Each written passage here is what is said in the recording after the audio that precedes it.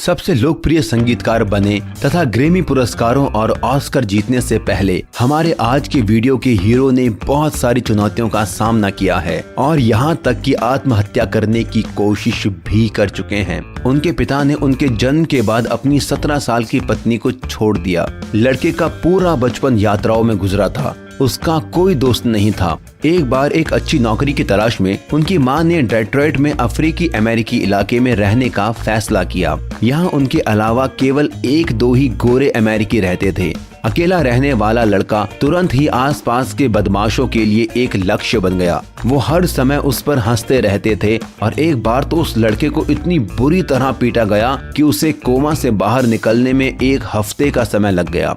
एक और ऐसी ही घटना के बाद उसकी मां ने बदमाशों वाले इलाके से दूर रहने का फैसला किया और कैंसस सिटी चली गई, जहां उनका भाई रॉनी रहता था। वास्तव में रॉनी हमारी हीरो के लिए सबसे अच्छा दोस्त और उदाहरण बन गया। ये वो था जिसने हमारे हीरो को आइस-टी रैकलेस रिकॉर्ड बनाया, जिसने उनके पूरे जीवन को प्रभावित किया। उसके बाद उनका एक ही लक्ष्य था, रैपर बनना। 13 साल की उम्र में उन्होंने रैप लिखना शुरू किया और जल्द ही उन्होंने रैप की प्रतियोगिताओं में भाग लेना शुरू कर दिया। हालांकि उन्हें कई मुश्किलों का सामना करना पड़ा। अफ्रीकी अमेरिकी एमसी नहीं चाहते थे कि सफेद अमेरिकी रैप संगीत से जुड़े। जब उन्होंने माइक्रोफोन पकड़ा, उन्हें कहा गया, अरे तुम जाओ यहाँ से, अपना रॉक एंड रोल प्ले करो। हालांकि युवा एमसी की कला को नकारना असंभव था।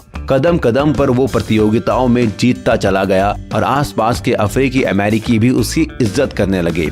रैप में असफलता के अलावा युवा लड़का कुछ और नहीं दिखा पाया। उन्हें 9वीं कक्षा से बाहर कर दिया गया था और वे ज्यादातर समय डिनर्स में बिताते थे, एक वेटर के रूप में काम करते हुए। वो एक मुसीबत से बाहर भी नहीं निकल पाए थे कि उनके प्यारे चाचा ने एक शॉटगन से आत्महत्या कर ली। लड़का इतनी दहशत में आ गया था कि उसने रैप संगीत लिखना बंद कर दिया। सौभाग्य से उनकी प्यारी पत्नी ने उनकी हिम्मत लौटा दी। 1995 में उनकी बेटी का जन्म हुआ।